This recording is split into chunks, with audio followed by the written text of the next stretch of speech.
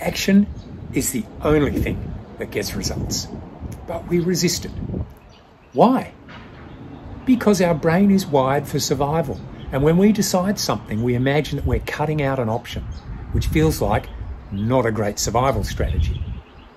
Let's say you have a behaviour you want to change and you hear me give my talk about staking, in which I explain that you can get the result you want if you put some money at stake, which is exactly what I say in my talks. So, if you think I'm not a complete bullshit artist, you've got a decision to make.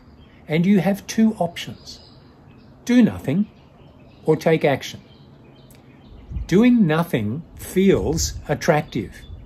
You've minimised your uncertainty because the future will look the same as your past. And you imagine that you've preserved both options. I could maybe stake money in the future, or I could continue to do nothing.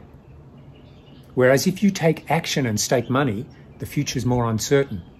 You might be successful, but you might also disappoint yourself. Either way, it's different to what you normally do, and the brain doesn't like uncertainty. And you've closed off the option of not staking. Your brain doesn't like that. It thinks more options are better. The problem with that strategy is you always defer action.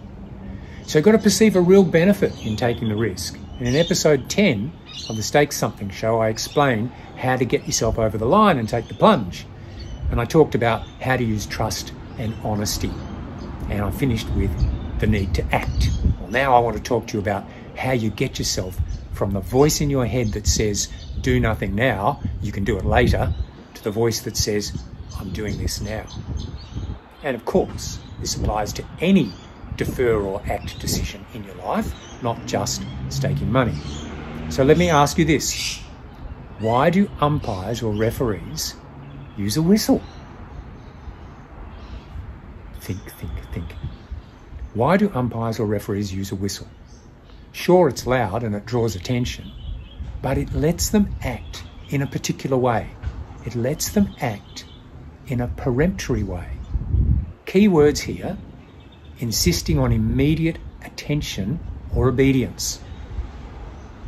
When you have the conversation in your head with the two voices about defer or act, one of the voices needs to be that way.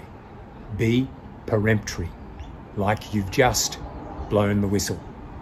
That's the context you want to create. Now, are you ready to act?